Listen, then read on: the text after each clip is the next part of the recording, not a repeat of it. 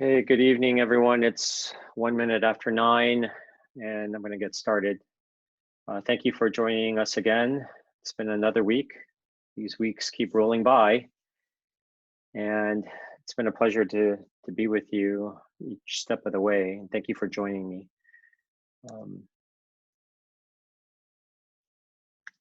I'd like to, as always, thank our supporters, starting first and foremost with the Lupus Foundation of America, Georgia chapter, with Terry Emond and the entire crew there, who's always been there to fight on our behalf for those who live with lupus or take care of those whom we love with lupus.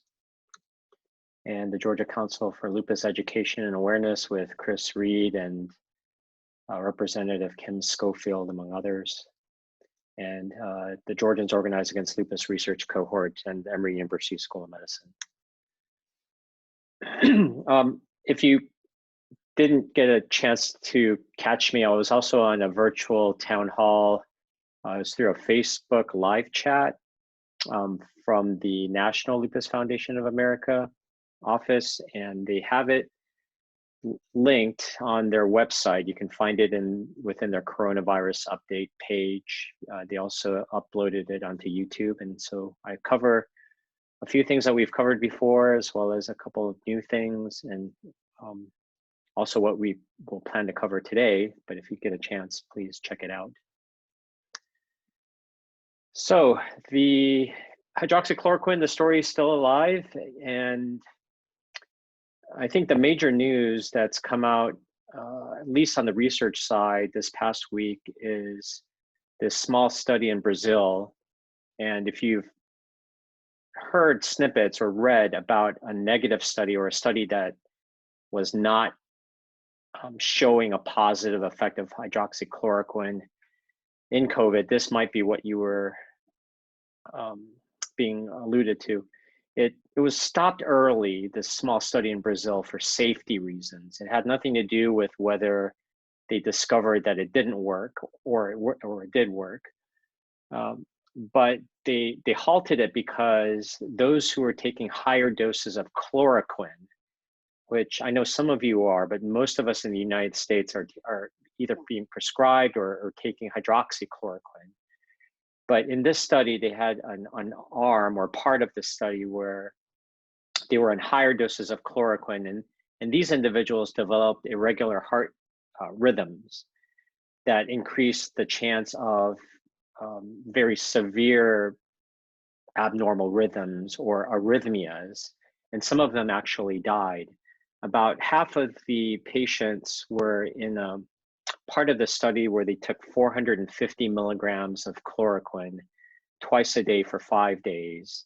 And now chloroquine is different even in the milligram dose compared to hydroxychloroquine, so don't compare apples to apples here. But in any case, there's a lower dose, 450 milligrams twice a day for 5 days, and then the rest were on higher doses, 600 milligrams for 10 days for a longer period of time. And then within just a few days, they noticed some increased heart arrhythmias. And then by the 6th day of the study, 11 people had died. So, and these people were in the higher dose arm. So obviously it was very alarming, and it was safe at that. I mean, the best thing to do for the safety of the patients is to stop the study. Now, they did not accumulate enough people in the study in either arm, especially the lower dose arm where there were not enough or not heart arrhythmias to stop this overall study in that arm.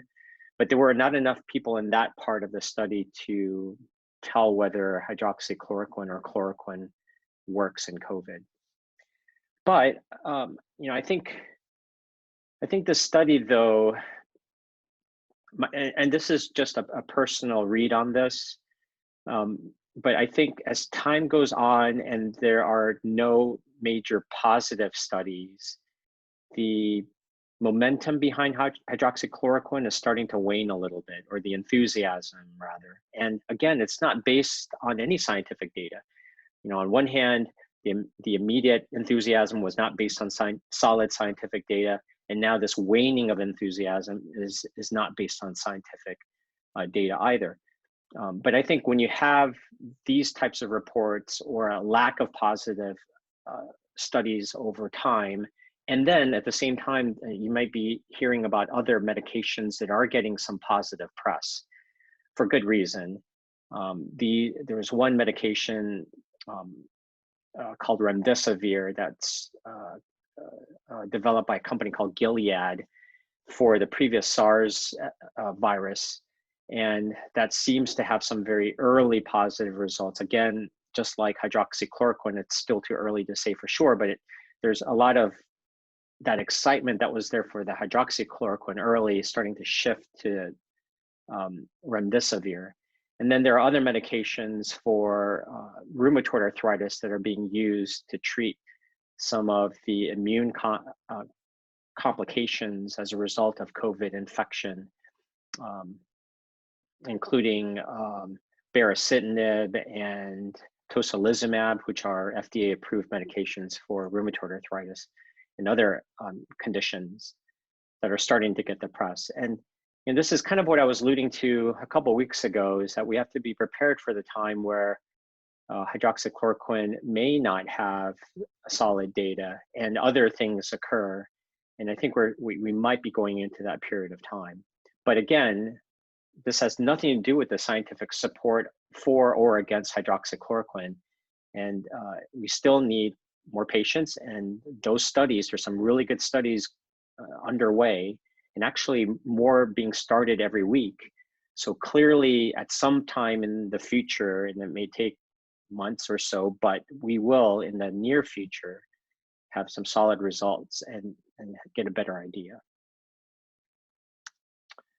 So going to some of your questions, do we have knowledge of when the government will allow us to have access to Plaquenil? My pharmacy called me in late February that my prescription is on back order. Just to be clear, the government has actually relatively little control over access, direct consumer access to hydroxychloroquine or Plaquenil. And I've learned a little bit about this, and we've had these discussions before. And most of you remember a few years back, there was a shortage of hydroxychloroquine back then, and it had to do with, I think, some plants overseas, some in India, I believe, that went offline for other reasons. I think it was some labor dispute or some technical issues. But in any case, the worldwide supply was down, and that affected us in the United States. And then I was at a conference with one of the heads of the FDA there, and it was a conference run by the LFA, from what I remember. And we're very concerned. We're pushing the FDA as to what they could do, and they basically said their hands are tied. I mean, they have little control or direct control over private companies, number one, let alone companies that are overseas. Now, where the government may have some influence in terms of access to Plaquenil is the large supply that they are accumulating now in the national stockpile. And you all might have heard some about this national stockpile, where the government is allowed to store vital equipment and resources, including medications for national emergencies, such as a pandemic like this.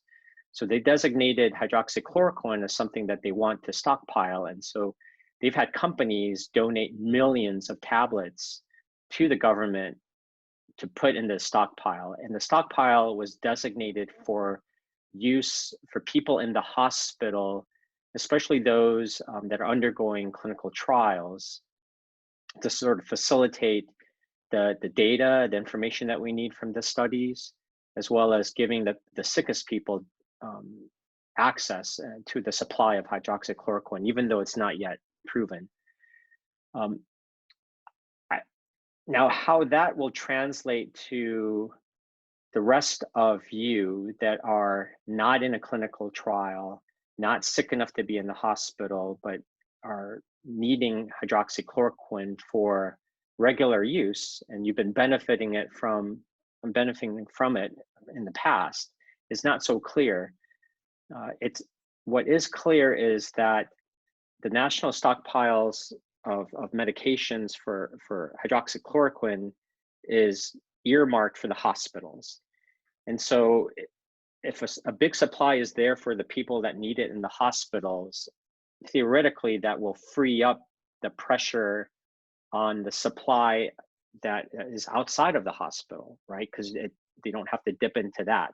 And that's where most people are trying to get their medications. But the issue in my mind is that there's relatively fewer people in the hospital that need hydroxychloroquine than there are those outside of the hospital. The vast majority of pills that are being used, the hydroxychloroquine pills, are in the outpatient arena. So what will happen at some point when the cases plateau and start going down, and how will we get some of this extra pills that the government has stockpiled out into the outpatient supply is not really clear to me. But in any case, it does put a little less pressure on the supply in the outside of the hospital. So it's theoretically it should alleviate at some point some of the pressures that we're experiencing. And then, as we've been hearing over the past few weeks, the companies have been committed to producing more hydroxychloroquine worldwide, and including one company that was supposed to be developing it or starting to develop it in one of their plants in the United States. And I haven't heard any direct information about that. If you know of anything or see a news article, please clip it and send it to the email address for the Lupus Foundation Georgia chapter, and I'd love to read about it and share it with the rest of the group, but I'll keep looking into that. So the point here is that at some point, the prescriptions on the outpatient basis should stabilize, but how soon and what the government's actions are going to have in terms of an effect on our access to that, when that'll happen, and how you'll feel that is not really clear. So really the new normal in terms of getting Plaquenil prescriptions, at least for the next several weeks, if not the next few months, is going to be this issue that you will hit pharmacies that from time to time go on to back order. They'll switch suppliers, and some suppliers will have more than others. And then we have different states, including Georgia, where there are directives coming from the state level to the pharmacies across the state to try to limit the amount that's given each time in order to protect the supply. So if you have been taking Plaquenil before and benefiting from it for lupus, you should have access to refills if your pharmacy has it.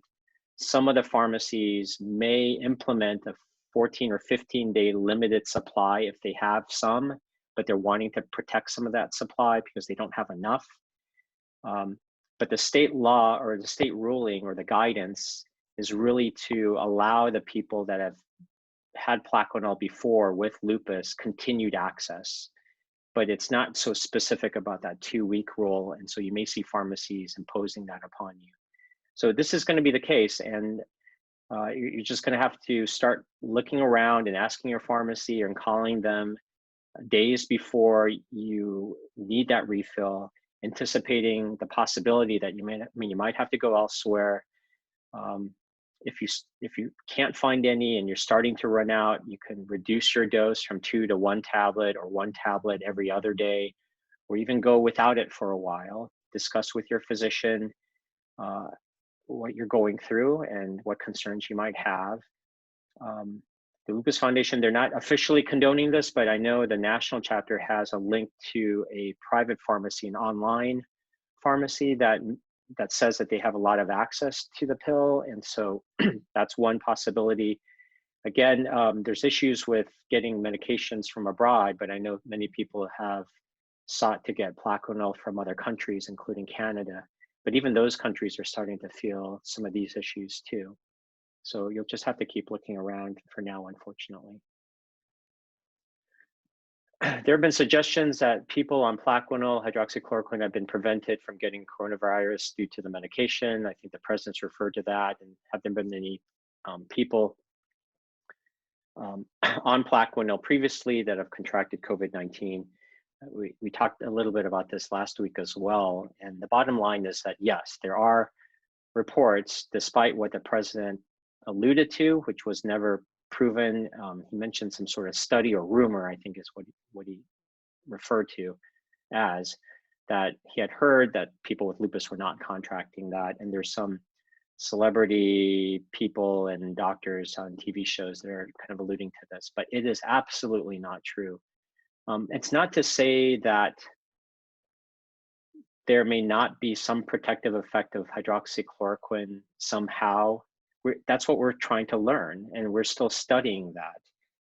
But it's a complicated issue, and you can't just blanket say Plaquenil protects or doesn't protect in somebody with lupus. Just like you all very well know, one person with lupus is very different from another person with lupus. So the immune issues are different across individuals with lupus. And then the severities obviously are different. And then because of the severity, the other background medications are very different. So one person with lupus with Plaquenil may be relatively mild and just taking Plaquenil, and another person with lupus taking Plaquenil may be extremely severe. And they're on many other medications that are very powerfully immunosuppressive that totally offset any theoretical benefit from hydroxychloroquine. So those are the things that add so much complexity to these questions that we need to answer obviously better over the coming months. But for now, it's so tempting to hope and to think about Plaquenil being protective, but you just can't bank on that, and it's dangerous to think so. So having an underlying condition such as lupus, should I be tested for COVID-19 even though I have no symptoms or asymptomatic? That's where we need to go for everybody, let alone somebody with lupus. I think, obviously, if you have lupus, there are very obvious reasons for you to learn your status, whether you have an infection or not, that's asymptomatic or pre-symptomatic. But that same principle holds for everyone else in terms of being a carrier, or you're going to be able to infect somebody pretty soon. And so this really goes down to testing, and it is more, the need is more dire for people with pre-existing conditions like lupus for sure. But as a country, we're desperately wanting to get to the point where we're able to do rapid and cheap and accurate testing, where anybody at any time can go and get updated testing. And that's where it's really going to change the game, when we're able to know our status, when we're able to know the status of other individuals. Even if we don't have a cure, it really will modify things a lot. I think we're still going to have to do protective measures, but there'll be that extra layer of safety in terms of knowing who may or may not have the infection.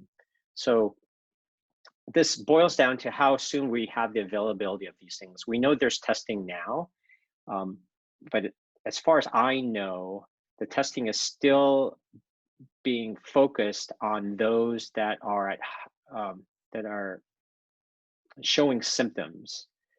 And if you have a cough or a fever or some of these other symptoms that are related with COVID, then some of these drive-through places that are opening up, CVS has one downtown, Emory is opening some, and a lot of other places are too. And so right now, though, they don't have enough to just open it to everyone at any time. But certainly now that if you have lupus and you are showing some of these symptoms, you're not sure whether it's your lupus or COVID, there seems to be more access to this testing now. And this was a big change as of just a week or two ago. So I imagine in the next couple of weeks, there's going to be even greater access. And then as new technologies occur and supplies catch up, then we're going to be able to have more access for everybody, regardless of whether they have symptoms or not. And so I think that'll be a big win for everybody, especially those who live with lupus. So should you be tested at that point? I think, the guidelines will be similar to those in the general public that'll be coming out from the CDC when these tests become more available. So just, we kind of need to wait for that. Are any lupus patients being tested for the coronavirus or COVID-19 and being tracked and monitored in some type of study? Just curious to know what type of symptoms they may have experienced, or perhaps they're asymptomatic. And this kind of dovetails on the previous question, that once the general testing is up and about, there's opportunity, I think, to compare and contrast people with lupus that have had a positive test and those who haven't, and follow their symptoms and compare with people who don't have lupus with their symptoms. And it would be interesting to know how lupus influences all of that. What is it about the underlying immune system in someone with lupus and the medications that they're taking, like hydroxychloroquine, that may or may not improve or even make worse some of these symptoms that we're seeing? These are very, very important questions. I know we're all dying to know the answers, but we're still pretty early in the game, to be honest. We just don't have the testing and the data in place, but we're getting there. And I've mentioned this Global Rheumatology Alliance that's starting to collect information. We have an effort here in the state that's going to be up and running in the next few weeks that I keep telling you guys to look out for. So we will have opportunities to give you some direct lupus related information as it relates to COVID in the near future. But just like everything else, I keep telling you that we just need to wait. Okay. So I wanted to start with this question. How do we know when it is safe to go back out in society? And this is under the umbrella of what I've touched on in the past few weeks as well, this general anxiety that comes in different forms in different people. But this question talks about going back into the real world. And to answer the question, how do we know when it's safe to go back out into the real world, is to think about what we're trying to do right now. And we're hearing about social distancing, six feet apart, and all of that. And I think what this question may be talking about is when can the stay-at-home orders be lifted? When can we go out and about? And if that's part of this question, I think what needs to be clear is that social distancing is here to stay until the virus, we have much more effective treatments for the virus and hopefully an effective vaccine. We have to keep people apart. And so social distancing is going to be around for at least the next year or two, as people have been saying. The current status of the stay-at-home order in many cities and mostly across the state, rather, is really a form of social distancing. Before, without the statewide order and generally telling people to stay distant, and we want to keep people distant because one person can infect up to 2.5 people if they don't maintain that distance, and those 2.5 people over 30 days infect other people, and those people affect 2.5 other people, and so on and so forth. And 30 days later, you have 406 people that get it, and you can see how it just explodes. And so this explosion of cases over here on the left, when you go from left to right, this is time. So this is early in time and later in time, and then this line over here, the y-axis, is the number of cases. So as time goes on and you're not distancing yourself and everybody's exploding in terms of spreading the case, you see the number of cases exploding. And this line here is how much the healthcare system can handle in terms of the proportion of people that get really sick. We know not everybody gets really, really sick, but a percentage do. And if you have a huge number that gets sick, that small percentage translates to a large number overall. and you're going to have so many that that's where you get the nightmare stories out of Italy and what you're hearing out of New York, that we just don't have the number of doctors and the number of ventilators and the hospital beds to take care of them. So what the state is doing is enforcing social distancing at a household level. Um, it, as much as we're being careful, unfortunately, there are a lot of people that are not as careful. And so we're being really forced to social distance by being put back at home. And so that really, it's a higher degree of social distancing, and it really tries to flatten this curve is what we're talking about. And so the cases are slowly going to go up and hopefully not cross this threshold. And the good news in Georgia, or actually, let me take that back. The good news in Atlanta and some parts of the rest of Georgia is that the curve is not as high as we're fearing at this point. And it looks like we're very close to flattening out. And we haven't crossed the threshold in Atlanta and other places in Georgia. That it's overwhelming the healthcare system. But unfortunately, some areas like Southwest Georgia,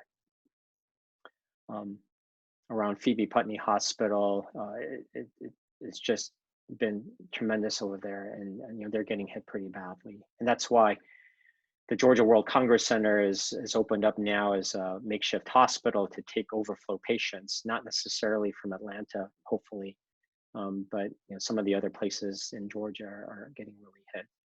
So all this to say, to go back to this question, is that this flattening of the curve, it's never going to go back down to zero in terms of number of cases. I don't think forever. And this may be one of these viruses that kind of sticks around like the flu. It just mutates season after season, and we're just going to have to get a new vaccine. But until we sort of catch up to that, we're going to be in a period of time where we have social distancing. So nothing changes actually when the order to stay at home gets lifted in terms of the risk out in the real world. And so we're going to have to maintain social distance. We're going to have to wear masks. We're going to have to keep washing our hands.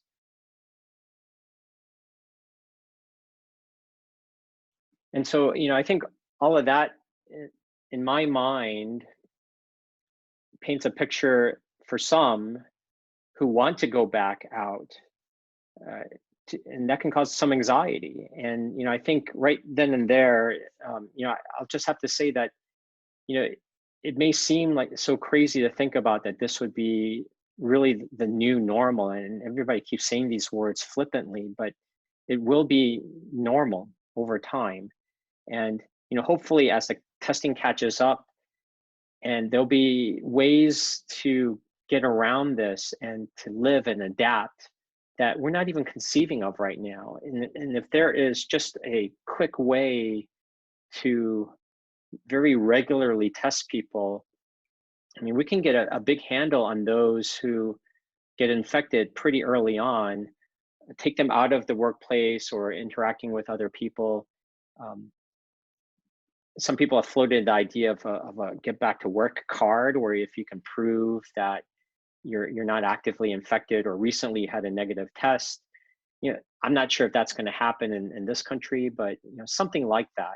And as the treatments get better, and let's say we find something that's really effective for the very severe cases, then I think those things are a big game changer even before we get a vaccine. So a lot can change in society, even though we would have to continue to practice some degree of distancing, some degree of sanitation, and those precautions that have really changed our world and turned it upside down very rapidly in the past few weeks. So I think the anxiety is not knowing how that's going to look, but I just want to let you all know that these are things that we can adapt to, and there are a lot of things that we just don't know yet that will make our world much better to go out into. even for those with lupus. Now, some of these other questions that have to do with this topic is interesting. I think the first point is also very interesting. One person mentioned how the quarantine made her feel safe from the virus and how she's anxious to go and how she is anxious to go back out into the world. So that's sort of the opposite. I think this entire situation for some, in some sense, they have felt safe being not quarantined, or isolated at home. And I've heard similar stories like this from some people with lupus this past week. And it's got me to think that I think in some ways, this virus, this COVID is, it's a very interesting lesson about how it may feel like to some people to live with lupus. We're talking about a virus that affects your own immune system. The virus uses your own body's machinery, immune machinery, to do bad things. And kind of like lupus, it's your own machinery turning on itself. And the virus is causing us to stay away from the outside world to some degree in order to prevent spread. And for some people with lupus, it's difficult to go outside before anyway, because of the fear of what the sun can do to their condition, how the stigma of having lupus, not being able to work, and being perceived as not being sick, those that have severe skin issues and being seen as maybe having something contagious before. So it was very interesting for me to hear some stories of individuals where actually this time made them feel safer than before, and other people are kind of sharing their world of having to be isolated. And I know they're not wishing for the world to be this way or for others to go through this, but in a way, it's a very interesting dynamic that has shifted because of the virus, and that a lot of people are feeling what many people with lupus have had to deal with for a long period of time to some degree. I know they're very different. So I can understand for some that going from this period of time where everybody's having to stay away from the real world, to be isolated at home, what it's like to be going outside afterwards and to feel less safe. Just going back to my previous comments, that's going to be a different world, but there will be a lot of opportunities to learn how to empower yourself. We'll do it together. These virtual town halls will go away at some point. I know some of you are probably tired of hearing from me, but the LFA isn't going to go anywhere. You all aren't going to go anywhere for each other. And we will figure out the best way to navigate. And there will be tools beyond testing. There will be empowerment. There'll be ways to manage lupus in this new phase of society. And, over time, we will get back to a place where things can be better for all of us. And, this opportunity about lupus and having it in the mindset of the world, the president is mentioning the word lupus. Can you think of another time where a president has actually said the word lupus multiple times on national and international television? And people know what hydroxychloroquine is.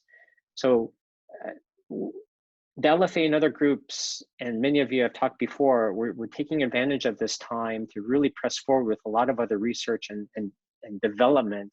And I think we're learning a lot about the immune system throughout this entire process, and that's going to benefit people with lupus down the world.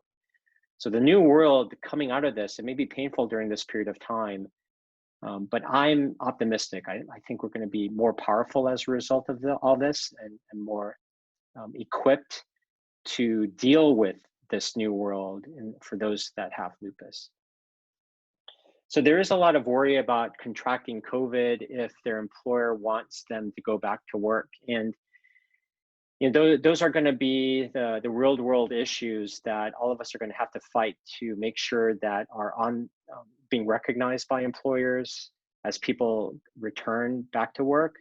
That safety is important, obviously, for everybody, but we have to have accommodations for people with legitimate high risk conditions, and lupus is certainly one of them. And it's not that you can't go out in the workplace, but we need extra precautions for people with lupus who do. We need to make sure that they have the supply of masks. We need to make sure that there are extra steps taken by employers to put in barriers to minimize exposure to people unless it's absolutely necessary, and to be even more accommodating when someone's not feeling well, whether it's due to a lupus flare or a potential infection.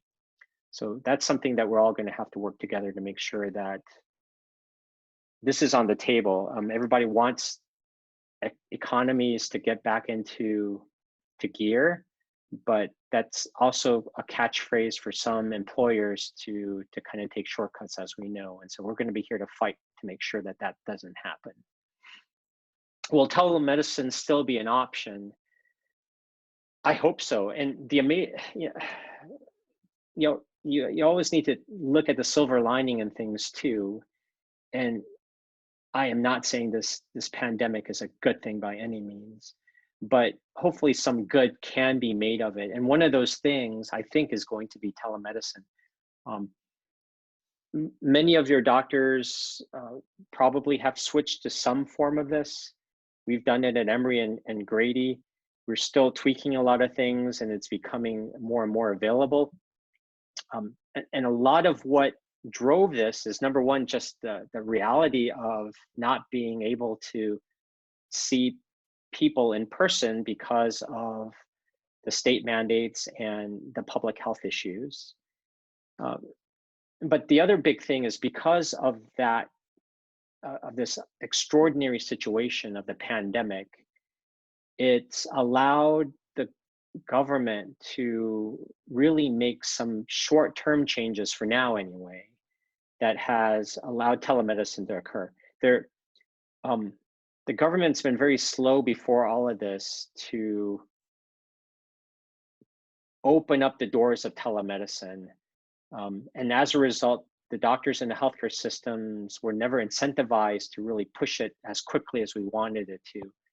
There were a lot of questions as to the regulatory issues. And by that, I mean the laws and the rules around this. And there were a lot of hoops before to go through. And because of the pandemic and wanting doctors and hospitals to have this be easier to them, those hoops were removed temporarily. And that's the caveat.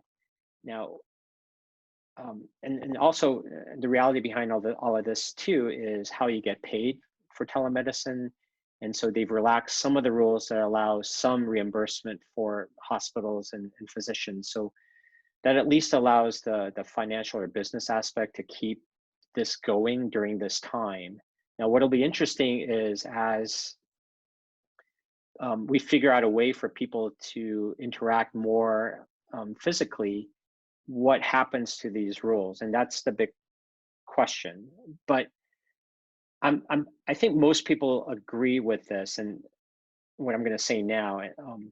I think that there's no question that some component of telemedicine got a huge kickstart from the pandemic and will exist afterwards. I'll tell you, at Grady, and Grady is the major safety net hospital in Atlanta, and frankly, the issues at Grady for those with lupus are really no different from anywhere else, whether you have insurance or no insurance, or live in Atlanta or not, as most of you know. The issues with lupus that we see very heightened at Grady are many of the social issues. Things like, if you don't have a job, or you have financial pressures, and you may not have your own car, or you're taking public transportation, and to take that alone is a big barrier to getting your care, if you can even get care.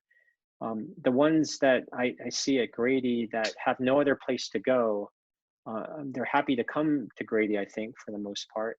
But there's still so many challenges with regards to that. Just not being able to get out of bed on some days because you're flaring or you have lupus, the amount of effort it takes to get to the hospital. Um, and then just being at home and having to deal with children and your family and all the other issues with life that lupus really amplifies in sometimes negative ways. Having an option to get some medical advice or direction through a phone call or a video chat that takes away literally hours of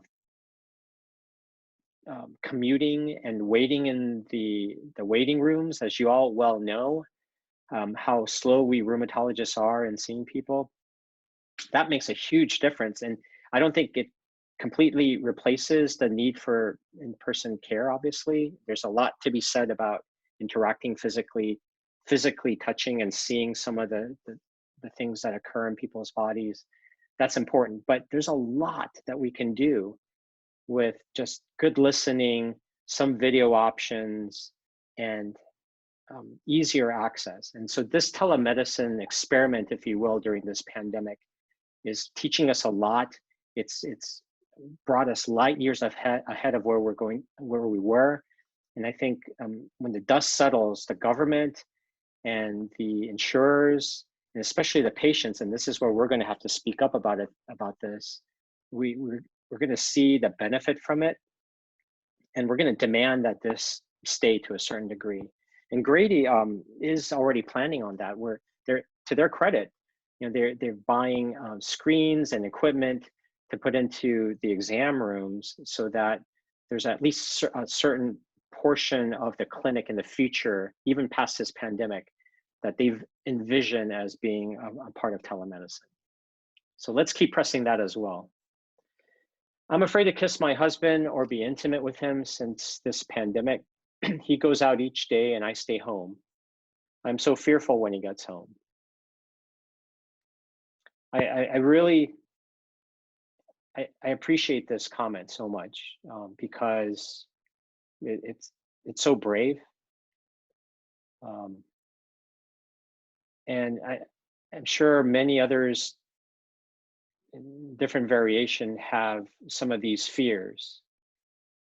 And, so I think that one of the main reasons I wanted to put this up is not because I have an answer, because I really don't yet.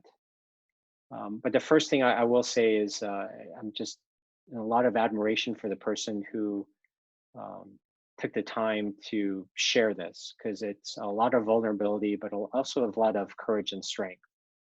And how the virus affects the job and everything in terms of healthcare, in some ways, are easier than the complexities of what happens behind closed doors. And I think this really speaks to that. So, hopefully a lot of what I said before in terms of more easily accessible testing, education, and all that will improve some of this. But I think even then there will be some degree of, anxiety and fear when it comes to relationships. And, all this to say is, hopefully many others around that are listening to this and beyond, this resonates with you all, and you can share about how you've dealt with it. I mean, this has a lot of complexity to it, obviously. The relationship that you have, the communication, to be able to exchange your ideas of what you're fearful about. And there are some things that I think I have mentioned before that may be helpful in terms of reassuring people about the very little risk in terms of clothing, transmission. If there's a lot of exposure on clothes, I mean, you don't want to bring that in the house, but for the most part, clothes are very safe, actually. There's very little transmission, none documented, actually, scientifically or proven that someone's gotten the infection from someone else's clothes. So, I think there are a lot of reassurances there. But even then, I mean, you never know if somebody's asymptomatic, if they've been out interacting with people a lot, if the protection isn't as good. And so, I can only provide so much education and reassurance. There's always going to be some degree of uncertainty between individuals in the same home. And when it comes to issues like this, intimacy, whether it's physical or emotional, um, and both of that ties to being close physically, are very important issues. So I didn't have that much time to really think about this too deeply, and I know many of you have much more sophisticated and more helpful answers, but please send those if you have any suggestions, and maybe in the future we'll have more open forums, or we can have people speak about it. Please bring it up in your support groups as well. So I'm done. Of course, I went over my 30 minutes like I usually do. Please go to the COVID-19 resources on the Georgia chapter website. It's right there at the bottom. Terry's done a great job in keeping that as updated as much as possible, and it pulls a lot from the national and other known and authoritative resources. Keep sending your questions to info@lfaga.org. I'll be here next Sunday, and until I see the numbers dwindle a lot more and we run out of questions or we kick this thing in the butt, and I'm telling you, we're going to get there. I'll be around, and the LFAGA will be there too, and you all will be there.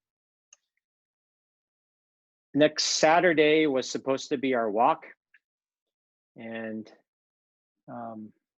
it's sad in some ways to think about that, but I want to use that as a way to really get hungry and to encourage you to know that there is going to be a time when we're all together in that park, and we're going to have the most amazing speeches and fun together.